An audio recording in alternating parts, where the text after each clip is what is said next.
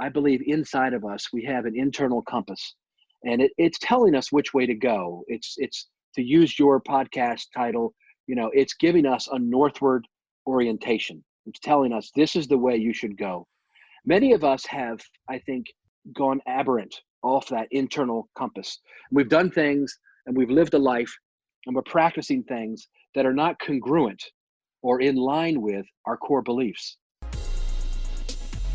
You are now tuning in to the Going North podcast with your host, best-selling author and professional speaker and member of the John Maxwell team, Dominic Dom Brightman. And every Monday and Thursday, we're going to hear the voice of a different author sharing their gifts, stories, and expertise to help you charge forward in life. Now let's get on with the show.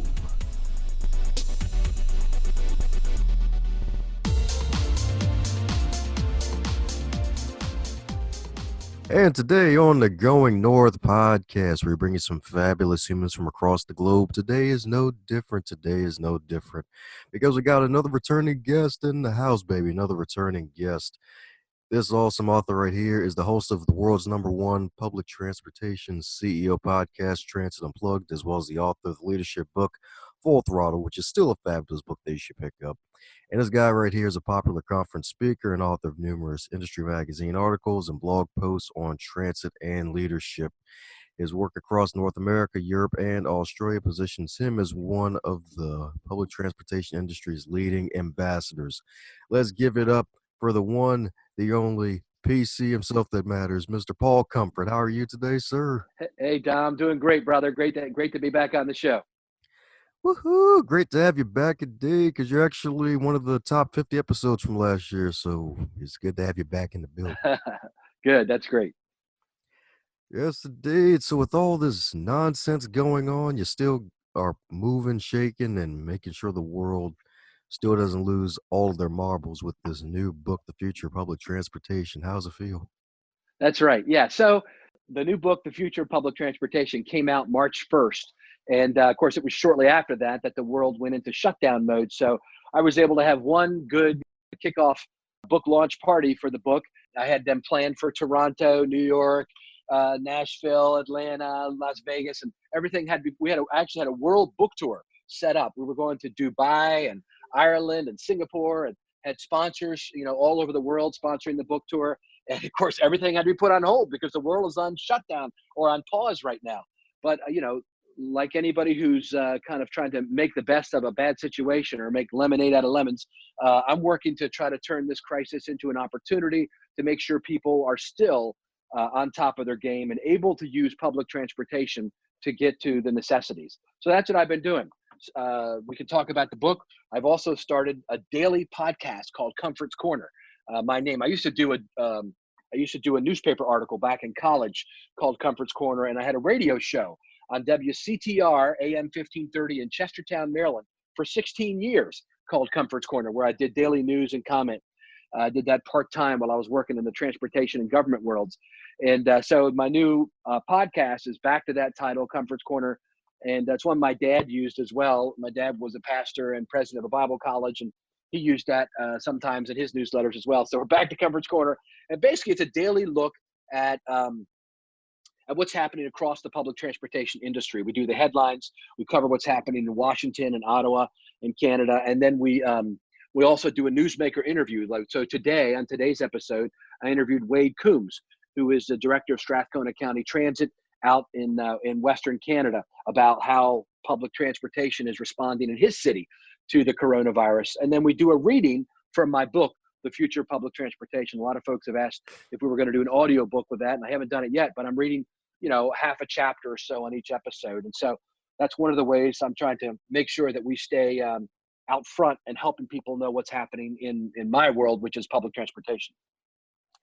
That's right. And the beautiful thing about this book is that you brought some friends along with you, since it's actually a co-author project, looks like, right? Yeah, just like my first book that you mentioned, Full Throttle, that book was how to get to become a CEO, how to make it to the top of your organization. It was 10 CEOs, each of us telling our stories.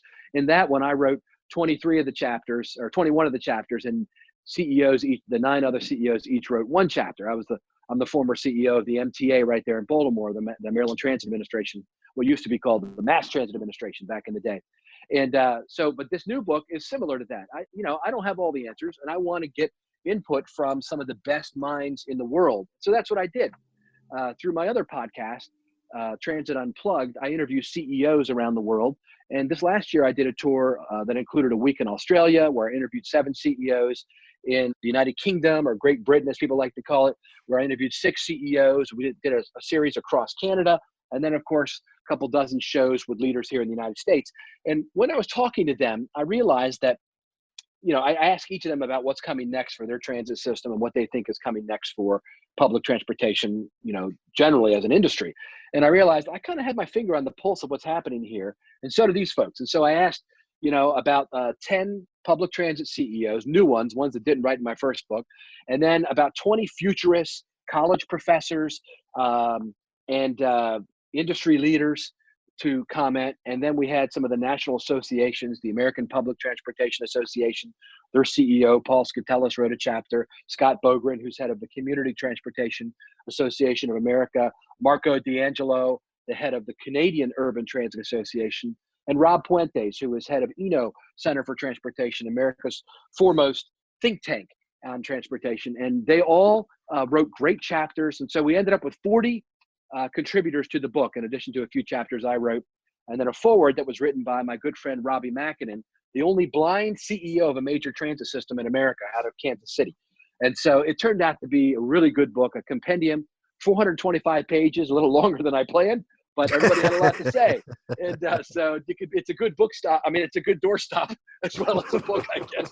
And you could get it on digital download on Amazon for $8.99. I gave it away for the first 2 weeks, actually the first 3 or 4 weeks, for 99 cents digital download. And I think that helped us hit the #1 spot on Amazon. So we became the #1 book in America on transportation, and for several weeks. And then we released the paperback book, which is available as well online for $19.99. And people are loving it. I'm getting comments, Don, from all over the world. People in Australia, India. I just talked to somebody this morning from India. And I'm going to turn it into a children's book. And so we're going to do a children's picture book, The Future of Public Transportation. Hopefully it'll be out in a few months. I'm working with an artist to help me design the book and to draw the pictures.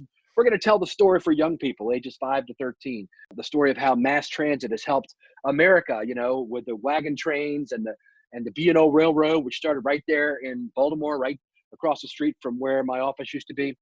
And then go into how, light rail and city tram systems, and now what we're talking about now, and then what the future holds. These automated vehicles which have no drivers, called autonomous vehicles. And this is all covered in my book as well. We talk about the Uber Air, which is, like a taxi service, which will take you from one building to the next. I was on a panel in Las Vegas a couple months ago, moderating a panel with the guy that's from Uber Air and another guy that was from the Nevada association that oversees drones. They're currently using drones to transport products and even organs, hearts and lungs and livers, to people from hospitals, to get them quickly so they don't have to hit the traffic, which there isn't much of today, but traffic downtown areas.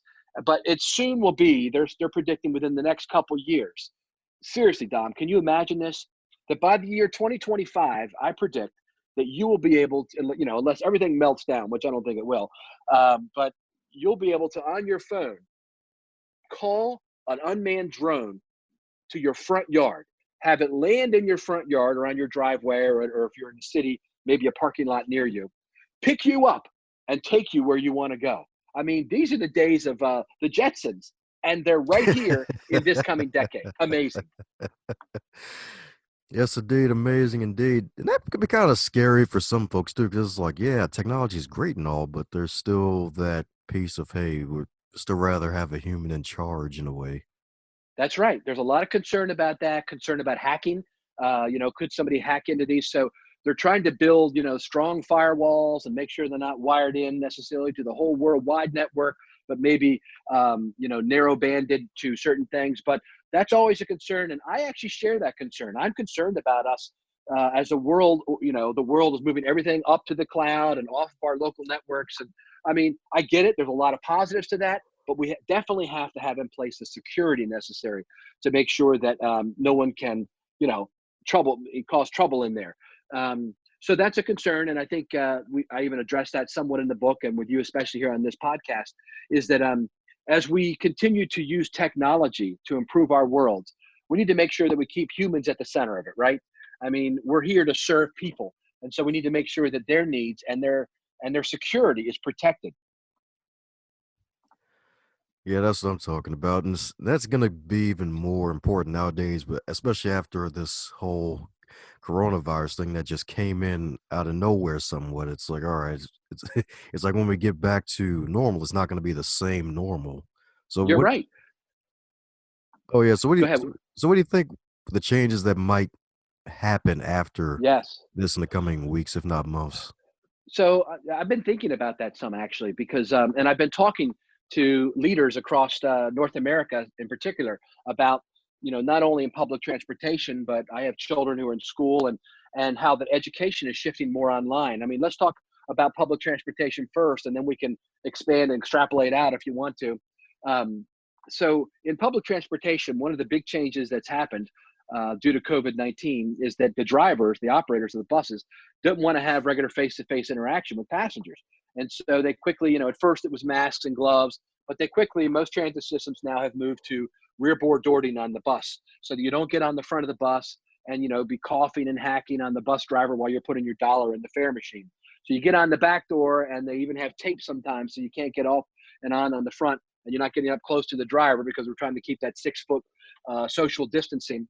And some transit systems, like the one I was talking to this morning in Canada, have even instituted even more than that, and saying, you know, like one person to a seat or to a row, and trying to keep some distance between them. Ridership has dropped dramatically on public transit across the world, and here in North America, they're experiencing around, on average, 60% less riders each day. So let's take um, a system that would normally have 100,000 passengers a day. They're now only transporting about 40,000. And the commuter train buses and the commuter buses, like the MARC train service and other commuter services like Metro Links in Toronto, they're experiencing even greater drop in ridership. The New York railroads, I mean, they're talking 70, 80, even 90% reduction in ridership, because people are not commuting into the cities. They're all working from home. And so what are the implications of that? Well, a lot of transit systems now have just said, we're going to waive fares. You don't have to pay a fare. It's not, some of them aren't saying it's free, but they're just saying we're not enforcing fares. So if you already have a card, you know, these prepaid 30-day cards, you can tap that on the validator.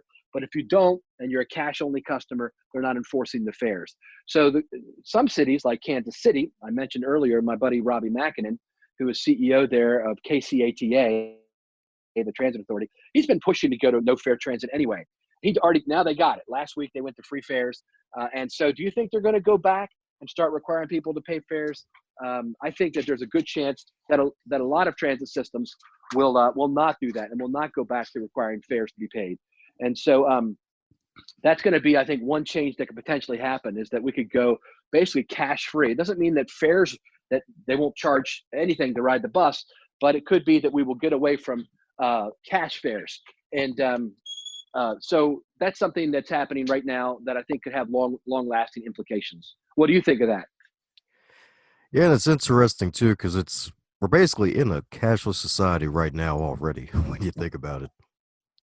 In a lot of ways, you're right. I know that a lot of my kids, they normally don't carry any cash. They have their debit cards and their credit cards, and they're not. You know, I'm like, do you have any cash on you? You know, my generation's always like, you need to always have at least $50 with you, you know, in case there's an emergency. No, Dad, I don't have any cash. I say, well, at least put a 20 in your wallet.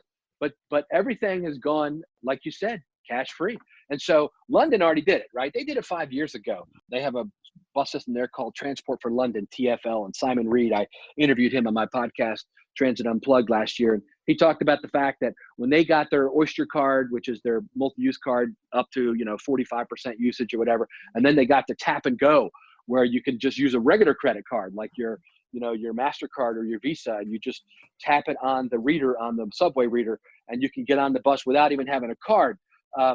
People adopted the usage of that. I stood there and watched it on the tube in London, where they don't even take it out of their wallet. They must just have one credit card in their wallet, but they tap it and go on the vehicle. And so that's something that I think you're right, that's going to be a long lasting change, is that I think a lot of systems will go cash free. And to be honest with you, it could be the end of an iconic device in public transportation, the fare box. Uh, Ah, People are, these fare boxes have become very complicated machines that had to take multiple fare payments, not only cash, but day passes and monthly passes. They had to be programmed, a lot of times reprogrammed. New devices were put on them to do scan, tap and go readers, and they became these very powerful computers. And now, instead, people, really even before COVID-19, were saying, you know what? We're just going to go without all that, and we're just going to go back to a place where people can just drop a dollar in, and we'll use validators, these separate little readers, card readers that you tap and go. So that could be the future, like you said, is that we could be moving at least on public transit. Now, there's a rule in the federal government's laws that requires people to make sure that transit is available to people who are lower income or are what they call the unbanked. They don't have bank accounts. But you can still do that with these cards. You can top them up at the local 7-Eleven store, where you can put value right on the card. Or, when you get to the subway system, there are machines there called ticket vending machines, TVMs, and you could put in $5 and drop it on the card. And so you don't really need to have a cash fare box necessarily in order to make sure that people still have access to transit, even if there's fares charged. At least that's what is happening in several places across the country as they start moving to a cash-free approach. sweet. Yes, indeed. Yep. And that's So good. some of the, go ahead. I'm sorry. But I was saying, I was agreeing with you. That's good too for those who don't have the bank accounts, because a lot of Yeah. folks don't have those, No, surprisingly. they don't. And to be honest with you, they are the base ridership of a lot of our public bus systems. These are the people that really, they don't have their own cars necessarily, and they rely on public transportation to get the jobs, to get to the doctor, visit their mom, all that kind of stuff, and even to get their kids to school. A lot of systems like Baltimore, when the MTA provides, when school was in, over 25,000 trips a day to school children, taking them. They transport all but the elementary students. And so a lot of cities do that. They've decided that we don't need a separate yellow bus fleet for high schoolers. They can just ride the public bus service. And so mass transit, and it's interesting, Dom, in this time of crisis across our country, mass transit is becoming more and more seen as an essential service. It may have been seen as a nice also run, and a lot of the wealthy people maybe don't use it. They're going to use something like an Uber or a Lyft if they don't have their car downtown, and they're what's called the choice riders. And that's why public transit systems have seen a general drop in ridership over the last 5 years, as these transport networking companies and zip cars and other rental cars that are available, the shared economy, have picked up. But and so, a lot of these folks have said, well, public transit's for lower income people, and it's become almost like a status symbol, that kind of a thing, which is ridiculous. There's different modes of public transportation. I know that our MARC commuter train service, when we did a survey one time, the average person riding MARC train was making over $100,000, six figures. They were going to jobs in Washington, D.C., all of our service, and that's a mode of mass transportation. And then on the subway system, a lot of our riders in Baltimore were riding, popping right up under Johns Hopkins Hospital, which is one of the main stops on the system. And so it's not just for low income people, but I got to tell you, it is for the people that make this country run. And that's what this system, this current crisis, has shown, I think, to a lot of people. It's the doctors and the nurses and the policemen and the firemen and the people who are working in the grocery stores and the pharmacies. They're the ones that need public transportation. And so while all the office workers in the city are saying, I can work from home on my laptop, not everyone can do that. The ones that are actually on the front lines of our economy, delivering services, what are the essential services to our society, they're the ones that ride mass transit on a regular basis. And we have to make sure that it's available for them, which is why I was excited to see at the federal level that there was some subsidies coming from the federal government through this new stimulus package, which would go right to public transportation agencies, because they are seeing their fares decreased quite a lot. 20 to 30% of their operating costs are paid for through these fares. And so since they're basically going away, they need some way to make up that money. And so for now, this stimulus should help. It'll be put out through the Federal Transit Administration. But just to kind of tie a bow on that conversation, I mean, I'm sure you would agree that this COVID-19 crisis has proven how critical mass transportation is to the functioning of our society and our economy.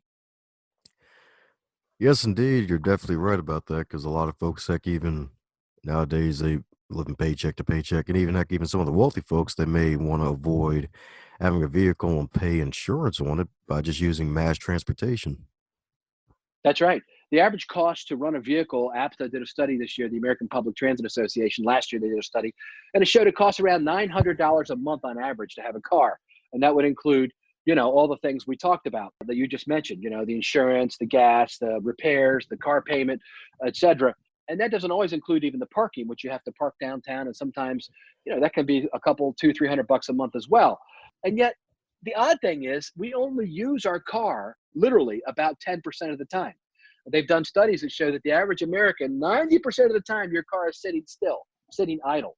And so this big payment you're making for 10% of the time using it, it doesn't add up for a lot of people. So you're right. A lot of people are moving toward other types of public mobility. And that's one of the big trends across America that's covered in my book, The Future of Public Transportation. We have a number of chapters focused on mobility as a service, or MAS as it's known. And this is when a public transit agency doesn't just provide the public transit, but they're also aggregating now all the various mobility services in a city. Many are now provided by private companies, as you know. I mean, even e-bikes and scooters are considered part of the public mobility scheme. And it would also maybe include the Uber and the Lyft and the taxi cabs. And in some cities, it might include water taxis and things like that, or it could include Zip rental cars or other forms of micro transit, which are being operated by private companies. You could put all of that onto one smartphone app where you can plan your trip on there and you can pay for your trip on there by one push of the button, and all the payments are made behind the scenes. That's what people want. They want the simplicity of it. So you might be able to plan a trip. Let's say Dallas has done a great job of this, the system called DART, Dallas Area Regional Transit. My buddy Gary Thomas is CEO there, and he's done a tremendous job of putting together a mass app, one of the leaders in the country. So they have like 10 different providers, mobility providers. And you can plan your trip and say, okay, I want to get there the fastest, or I want to get there the cheapest. And then it'll tell you the options. Okay, they have a big light rail system there. So it might be take a taxi cab from your front door, a half a mile down to the light rail station. And then we'll get you on the light rail. You'll go downtown and you're still 3 blocks from your office. You can walk it, or if you want, there's a scooter right there at the station, and you push a button and you've paid for all 3 of those modes. And then you just go ahead and take the trip, and you use your phone to pay for it and to scan it as you go. That's the kind of thing that's happening. That's one of the big mobility trends coming into the 2020s, is mobility as a service. Amen to that right there. Definitely going to need that mobility, especially a variety of them. So, since this ain't your first rodeo, metaphorically speaking, is there a question that you wish interviewers would ask you more often when you're doing interviews like this? I think that the question that really needs to be asked is, where are we going, right? Where are we really going? What's coming up next? Everybody's fascinated by the future. And of course, that's part of the concern right now with the COVID-19, is people are asking, I don't want to say they're becoming hopeless, but they're looking for hope. That's why I actually put that on my new podcast, Comfort Corner. I said there still is hope, with one of the little kids in there with a fist going up, showing, kind of excitement and commitment to the future. There still is hope. And this too shall pass. I mean, this is a bad situation that's going to impact our society. We know that there are bad flu bugs and things that come through. Last year, we had 30,000 people across the country die due to the flu. Here in Maryland, as of today, it's been less than 10, I think, that have died. And so it's critical. Obviously, we don't want someone I know just this morning, a relative of mine, was that I don't have contact with in another state, but they were in contact with someone working at a hospital, and so now they have to self-quarantine. So it's impacting all of us in various different ways. And I want to let people know that there is hope, that there's an other side of this, and that whether it's, Easter, as the president's saying, or 3 months or 6 months from now, when it all the way gets through, we're going to come out, and this economy is going to be roaring, and public transportation is going to be part of that solution. Suddenly, the buses and the trains that are only, 30% full right now are going to be flooded with people getting back to work and getting back to regular life, shopping and visiting and being able to visit people that they weren't able to during this time. That's the big next thing, is not necessarily when this is over, because I don't think anybody can predict that with accuracy, but what's going to be there. And I think the fundamentals of our economy are sound. The fundamentals of public transportation are sound. And the key role that it plays in our society is critical. And so I think we need to keep it on a lifeline and make sure that we keep the drivers employed and the staff employed. We don't let them go because it's so hard to get drivers back. I know in Denver, they were having to cut routes before all this. They were planning on cutting some routes because they just couldn't get enough commercial driver's license certified drivers, or anyone that they could train that would meet their criteria. And so we've worked so hard to build a sound public transportation network across the country. It's almost like a utility. You've got this strong utility in place. It's working well. We want to make sure that it doesn't get injured in its kind of in its core in any way, so that when we are ready in 3 months or less time, hopefully, to come back roaring, that it's there ready to, again, as they say, it's the engine. I believe that public transportation is one of the key engines that makes our entire economy turn, because it gets people to the jobs, it gets people to the retail, and to the other places that they need to go. And it is, there are, in North America, before the COVID crisis, there were 50 million passenger trips a day on public transportation. I mean, you take that out, you take out that mobility, as we can see here, and you really take out the link to life, to all of life has to offer people. And so you've got to have that as a strong backbone. And so that's what's coming next, is that we're going to come roaring back out of this crisis. Oh yeah, it's gonna be almost like cabin fever. Folks gonna be busting out the freaking home and whatnot. You got it, brother. You got it. Yeah, they're going to be ready to get back out there. And you know what? You know what will happen? All of our buses and trains will be the cleanest inside that they've ever been, because they will have been wiped down with alcohol and all these cleaners, 4 times a day for the last 60 days. So it's going to be amazing. And you know what? It actually is funny about this virus thing. It's like it's actually forcing folks to be more clean and keep cleanliness in mind for real this time. Because I mean, That's it, right. it there was an article or some kind of post the other day. There was like dolphins out in another, I think it was Italy or something, where the dolphins actually in the water, and some wildlife is coming back, and it's all because of the lack of use from sometimes the humans, like keeping That's nature right. in mind. So really keeping the buses and all the rest of transportation clean is freaking awesome. Yep. And I think you're right. I was just talking to a friend of mine just prior to this, talking to you, and he was telling me that, his son is in the Naval Academy, and his son is home because they sent all the cadets home. And he said it's kind of nice having everyone home in the house, and we're all cooking together and spending time together. I said, I know, I feel the same way. I have a daughter that was living away at Salisbury University, and she's home now that the campus is closed, and she's doing online work. They've got them doing that, but she's home, and we're all home together, and there's a lot of positives that can come out of this. It's kind of a reset and a reboot, for the whole world, to have everything kind of calm down for a minute. We were at such a high speed prior to this. Let it all calm down, bring the families back together, which is the core of our society. And of course, hopefully we don't drive each other crazy when we're all together. But, I've even done that in my home, where I'm trying to do several times a week, just get us all together, sit down, and basically have some family time together, and talk about what's going on, and maybe pray together and those kind of things, and just have it's a good time to kind of relink the family and our society and the earth all back together, and calm it all down for a minute and push pause. And if this lasts for 60 or 90 days and we're on a pause around the world, or even a little bit longer, I'm not sure when it'll be over, but it'll be an opportunity for us to kind of have a year of jubilee, as they used to call it, where everything is calmed down and people, debt payments are pushed off, taxes are pushed off, mortgages sometimes, and some companies are allowing that to happen. People aren't being allowed to be evicted from their homes. It's a nice respite from the normal buzz of commerce and the day-to-day high intensity life. And people are taking care of themselves better. I'm using this as an opportunity to go on, a diet to help myself, lose some weight myself, and other people are working out more. I'm doing the intermittent fasting, where you only eat from noon till 8 p.m. And so I've already lost a few pounds just in the last week being home. And so people are using this Congrats. as people are using this as an opportunity to kind of reset and reboot. Nothing wrong with that, right? Oh, of course, nothing wrong with that, especially when it gives us time to actually have that reset. Because a lot of folks have been actually needing it, and they don't have the time or the availability to it. And now it's like, all right, a lot of them do have the time now. Yep.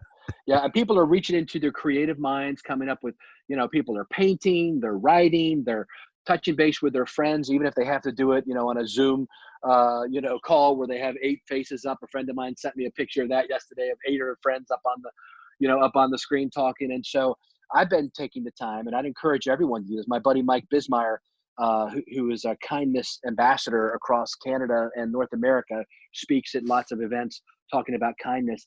It's an opportunity to remember our friends and those who are our loved ones and people who maybe we haven't had a chance to talk to very much, and take 10 minutes and give them a call and just see how they're doing. It's a good time for all of us to, unplug all the technology for a minute maybe, and just relax and connect. That's right. Amen to that. That's right. The RNC right there. That's right. The relax and the connect. That's right. That's right. Yes, indeed. So, since this is your second time on the show, we you get the extra special question that every second time guest gets, and that is if you were to call to give the final keynote speech of your life and everybody had to listen. It's basically COVID, but instead everybody has to listen to you speak for the next 90 minutes. What would the message be in that presentation? Mm. Internal congruence. It's a message that I've spoken about actually at Chesapeake College at their graduation here about 10 years ago. I was a commencement speaker. And what do I mean by that? So we all have, I believe, inside of us, we have an internal compass, and it's telling us which way to go. It's to use your podcast title, it's giving us a northward orientation. It's telling us this is the way you should go. Many of us have, I think, gone aberrant off that internal compass. We've done things and we've lived a life and we're practicing things that are not congruent or in line with our core beliefs. And as a result of that, I think that there's a lot of bitterness, relationships broken, hostility, anxiety, depression, as people know that they're not on the right path. It's what people would often call, a midlife crisis when you're in your 40s and you're like, crap, I never really got to do what I really wanted to do. I ended up, being kind of the dollar, the almighty dollar became what I was focused on instead of, what my inner person wants to do, kind of finding my bliss, as some people might call it. And so I would call people back, and even to take this time, this reboot in society time, to reconsider your priorities in life. Is making money really all that matters to you? Is becoming famous, or trying to just hit the 9 to 5 every day? Is that really what you want to do with your life? Or there are other things that you can do. Now, some people can only do them as a hobby. They can't make money. If you're a painter, you may not be able to do that for a living. But have you let that painting slip where you're not even doing it anymore because you're so focused on your job? Well, should you take some time every weekend to continue to pursue that inner heart desire you've got to paint and express yourself? So I would call people back to internal congruence, because I believe that is where you live a life of power. Your most power is exerted when you're doing what you're meant to do, when you've examined what your inner skill sets are, your core competencies are, and what you love to do. And when you can find that X spot where your interests and your abilities align, that is where you should spend your life's work, in my belief. And you'll be the best at it you can be. It'll make a platform for you, and you'll be able to feel fulfilled. And you won't need to be taking the Xanax and all these things to make yourself relax and be calm. You won't have these daddy issues that so many men that I talk with have, where they feel like, I never really pleased my father, and I tried to do what he wanted, and blah blah blah. And so many men. I know this is getting a little esoteric here, but you've asked, so I'm going to tell you. This is what I Sweet. personally believe, is that there are many men with daddy issues as they get older who are still trying to please their father, because they never had a strong relationship, because so many fathers don't communicate well, and they weren't given good modeling. And so their relationship with their sons were not as they should be. And I know nobody's perfect in that area, but this is the time, I believe, to get back and to make sure that you have repaired those relationships, and you've established kind of what the boundaries are. And you said, you know what? If you are doing what your dad wanted you to do and you're right in line with his passion for your life, that's great. But if not, you talk to him about why you've made the choices you've made, and you get hopefully some acceptance there, if at all possible, so that you can kind of check that box in your spirit and in your soul, so that you're not constantly in the back of your mind drawn back to doing something that maybe you weren't really called to do. I know this is stuff where people probably need to talk to a psychotherapist about, or a good friend or their pastor, but this is the message that if I had a 90-minute message for the world to listen, I would say that we need to get back to our core competency, and then we need to find and to not be driven by the guilt of the past poor decisions we've made, but to seek forgiveness where necessary and forgive yourself, and come back to be centered and to live your life from a centered place where your abilities and your interests are interlined, are interconnected, and at that X spot, that is what you're doing as your life mission. Then we're all not just living for a paycheck. Then we're living for a cause. And that's what I try to do. I'm living for a cause. My dad wanted me to go into the ministry. He wanted me to become a minister. It never really was for me. I told him, Dad, I really feel like I can do the most good to help the most people through government and public transportation. I can help more people in that area than I could even if I was, a pastor of a church. And so this, to me, I'm going to tell you, it's my ministry. This is what I'm living. My life is about living the cause that I have in my heart, which is to help others. I love people, and my life is passionate about helping people improve their lives.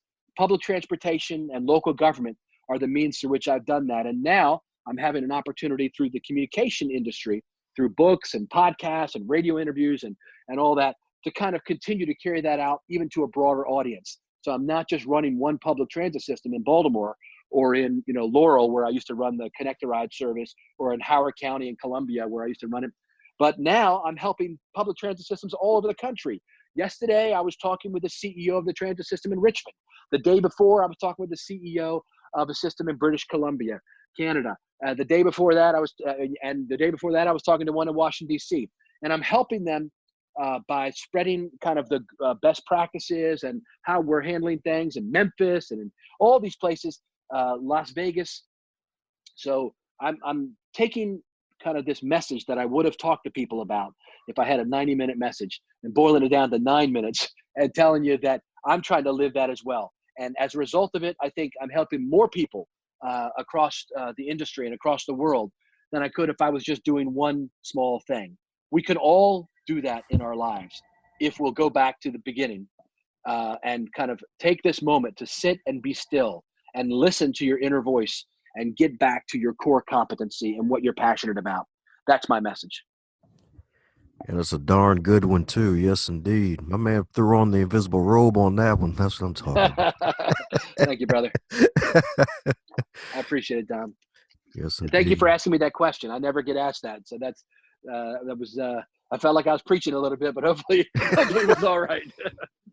Oh, no, I'm a fan. I'm a fan. I highly respect preachers because they go through a lot, and it's a really high calling, and a lot of folks don't survive it. So That's definitely right. Yeah. appreciate that. Yes, indeed. Yes, indeed. Internal congruence, baby. Yes, indeed. Yes, indeed. Don't pursue Thank you so much for having me on your podcast today, Dom. It's been an honor and a pleasure. Likewise, indeed. So for those who want to keep in contact with you, what's the best way for folks to do so? Follow me on Twitter at Comfort Paul. Go to my website, futureofpublictransportation.com. That's actually a great place to go, www.futureofpublictransportation.com, to kind of see more about the book. There's merchandise you can buy there, et cetera, as well. And we've got some blog posts, sections of the book. Or you can just email me, pcomfortconsulting@gmail.com. And the main social media I use is LinkedIn. It's like the Facebook for business. A lot of people are familiar with it. And if you go to LinkedIn, just look for Paul Comfort, and you'll see, transportation all over the place. You'll know it's me, and link in with me there, and you can private message me or, whatever. And if you get my book and you download it, please leave me a review on Amazon. I've got 30 reviews. I'm trying to get to 60. So let's continue to keep the good vibes going during this crisis time, Dom, and people like you are helping to spread the good news. How's it going, you super special, awesome human? Since you made it to the end of this episode, it looks like you really enjoyed yourself. Since you enjoyed this episode, be sure to share it with at least 3 people in your network and tell them what you really liked about this episode. Heck, even shoot myself or the guest an email and let them know what you liked most about this interview, so that way they can stay inspired to keep pushing out great work.